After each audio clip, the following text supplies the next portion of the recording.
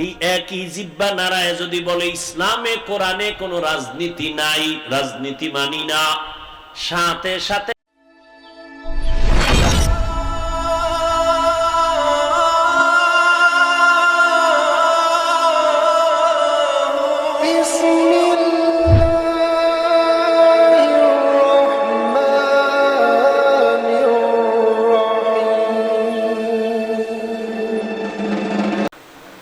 মুমিনকে দুটো আদেশ দিয়েছেন, এক তাকওয়া অর্জন করো, দুই জবানকে কন্ট্রোল করো। এই দুইটা আদেশ মানবা কিভাবে? মন মতো না কোনো পরামর্শ নিবা ডাক্তার সাহেব থেকে, প্রফেসর থেকে, ইঞ্জিনিয়ার থেকে? আল্লাহ সে সমাধান দিয়ে আয়াতের শেষে বলেন না, ওয়ামান ইউতিইল্লাহ ওয়া রাসূলাহু ফাকাদ ফাযা ফাওজান আযীমা। কোন ডাক্তার আর প্রফেসর না, একমাত্র আমি আল্লাহ আর আমার রসুলের অনুসরণ আর অনুকরণের মাধ্যমে আমার আদেশগুলো মানতে হবে। মন গড়া মানলে হবে না, আল্লাহর আইন অনুযায়ী চলতে হবে, নবীর তরিকা মতো তোমার জীবনকে যাপন করতে হবে, আল্লাহর আদেশকে মানতে হবে। আল্লাহ তাআলা জবানটাকে কন্ট্রোল করতে বলেছেন, কানের কথা বলেন নাই, চোখের কথা বলেন নাই, হাতের কথা বলেন নাই, পায়ের কথা বলেন নাই। জবানটাকে কেন বলেছেন?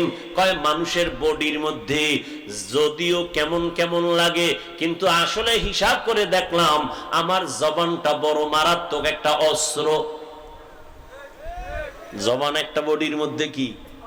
হাদিসে পাকে নবী বলেন, সকালবেলা প্রতিদিন যখন মানুষ ঘুম থেকে সজাগ হয়, জবান থেকে সব অঙ্গ মাপ চায়, পানা চায়, জিহ্বায় না জানি কোন আউল বাজায় ফেলে। কি এটা? এমন একটা ব্লেডের মতো অস্ত্র, ব্লেডের চতুর্পার্শ্বে যেমন কাটার মতো ধার, ঠিক জিহ্বাটা এমন এক অস্ত্র, চতুর্পার্শ্বে ধার, ডানে মারে কাটে, বামে মারে কাটে। এই একই জিহ্বা, একই জিহ্বা নারায়ে যদি বলে লা ইলাহা ইল্লাল্লাহ, 5 মিনিট আগে ছিল বেঈমান, এখন সে মুসলমান মুমিন। আবার এই একই জিহ্বা নারাইয়া যদি বলে আমি নামাজ পছন্দ করি না, এই একই জিহ্বা নারায়ে যদি বলে ইসলামে কোরআনে কোনো রাজনীতি নাই, রাজনীতি মানি না, সাথে সাথে আল্লাহর বান্দার ঈমান চলে যাবে। এই ইসলামে রাজনীতি নাই। যারা বলে নাই, তারা কি বুঝাতে চায়?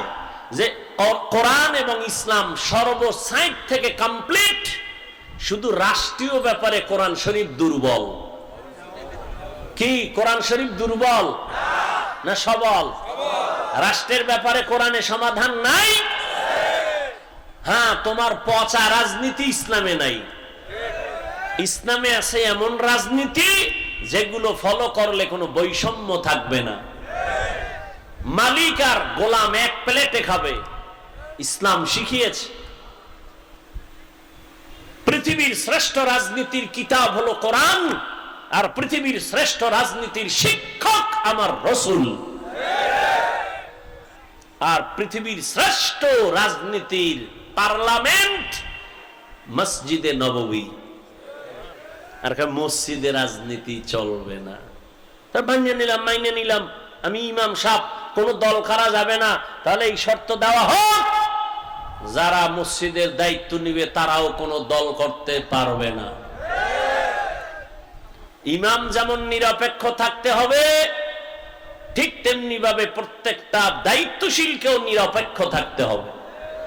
আপনি পচা মাছ খাইবেন এতে দোষ নাই, ইমাম সাহেব পবিত্রটা খাইবে এতে দোষ। হ্যাঁ, আপনি পেট নীতি, ধান্দা নীতি আর দুর্নীতি করবেন এতে দোষ নাই, আর ইমাম মদিনার রাজনীতি করবে সেটা দোষ। এই মানসিকতার পরিবর্তন ঘটাতে হবে।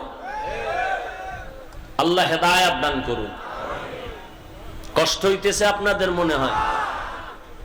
আমি এখন শুধু হাত দুইটা উঠাইয়া মোনাজাত দিব, সব শেষ। মন মানসিকতা নষ্ট করবেন না। বয়ান কিন্তু বক্তার এলেমে হয় না। আজীবনে কথাটা মনে রাখবেন, বক্তার এলেমে, বক্তার আমলে, বক্তার বাহাদুরিতে আল্লাহর কসম বয়ান হয় না। বয়ান আল্লাহ তো দয়া করবেন এটা আছেই, কিন্তু বাহ্যিক দৃষ্টিতে বক্তার বয়ান ভালো হওয়া টোটালটাই নির্ভর করে শ্রোতাদের অন্তরের মহব্বত আর আকর্ষণের উপর।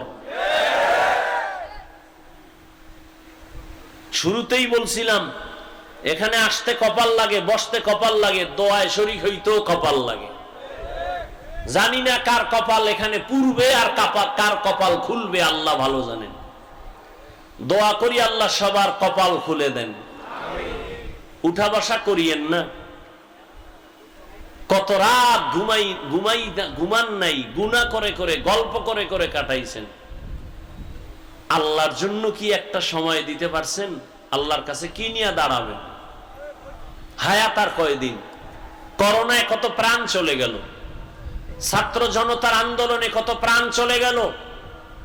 আমার প্রত্যেকটা ছাত্র যারা শাহাদাতের পিয়ালা পান করে কবরস্থ, এই আন্দোলনের প্রত্যেক শহীদকে আল্লাহ জান্নাতের উঁচু মাকাম দান করেন।